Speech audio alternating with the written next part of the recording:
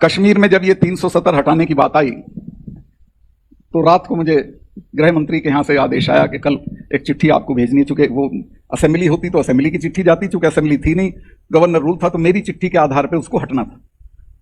तो मैंने chief secretary को बोला, कहा कि सुबह ये चिट्ठी मैंने ड्राफ्ट कर रखी थी कि सुबह ये चिट्ठी टाइप करा के मेरे साइन करा के दिल्ली भेज दो।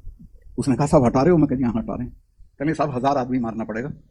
मैं कहा क्योंकि यहाँ तो रिवाज है, यहाँ तो बुरहान वानी जब मरा था तो 150 आदमी तो उसके मरने पे मरे थे। थानों में घुस जाएंगे, हथियार लूट लेंगे, लोग हमला कर देंगे और पता नहीं क्या क्या अफरा तफरी होगी। मैंने कहा कुछ नहीं होने का, चिड़िया भी नहीं होनी। उसने कहा आपको कैसे ये भरोसा है? मैं कहा मैंने 4 महीने में एक ही काम किया है, मैंने इनमें सेंस ऑफ फैटीग डाल दी है कि 200 लड़के ले दुनिया में दूसरे नंबर की फौज से लड़के कुछ हासिल नहीं हो, जो होगा बातचीत से होगा, कोई नहीं लड़ेगा। इन तीनों चीफ मिनिस्टरों को गिरफ्तार करना अगर कुत्ता भी भौंक ले, और वही हुआ, कुछ नहीं हुआ। और मैं आपसे ईमान से बता रहा हूं, मेरे 1 साल 2 महीने के टर्म में मुझे एक भी दिन गोली नहीं चलवानी पड़ी लोगों के ऊपर। मैंने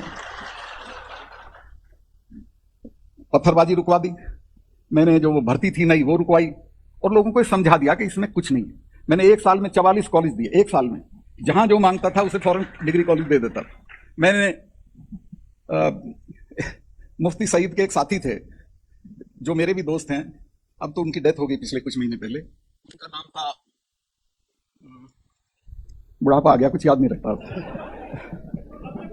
नहीं, उनके मुजफ्फर बेग साहब तो मुझे मिलने आने वाले थे जम्मू के उसमें गवर्नर हाउस में। थोड़ा देर हो गई, मैंने पूछा साहब क्या हो गया? कहने यार मुझे इसने ये जो अपनी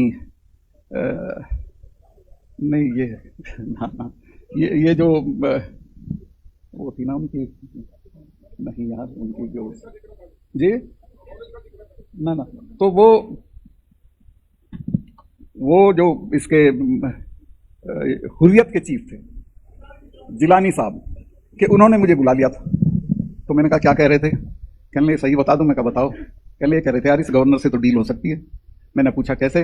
कहने लगे तो जब बात करता है दिल निकाल के हथेली पर रख लेता है, कोई तिकड़म की बात ही नहीं करता। तो मैंने खैर फिर उसे फोन किया, उसने कहा सर मेरी तरफ से आप अमित शाह साहब आने वाले थे, उनको ये कह देना कि 30 साल में पहली बार हम उनका बायकाट नहीं करेंगे। उनका बायकाट नहीं किया। मेरे बराबर की सीट पे वो बैठे थे, उन्होंने कहा सतपाल बायकाट क्यों नहीं किया इन्होंने? मैं कहा जी कुछ नहीं ऐसे, कि नहीं बात बता। मैं कहा साहब इसलिए नहीं किया कि हम इनकी बेइज्जती नहीं करते, ये हमारी नहीं करते। तो कुल मिला के एक ऐसा बात था, मैंने अपना टेलीफोन नंबर सबको दे दिया था, जो चाहे फोन करे। रात के 2 बजे फोन आता था, मैं उठाता था, खुद उठाता था, जवाब देता था। मैं व्हाट्सएप कॉल पे भी एक्ट करता था।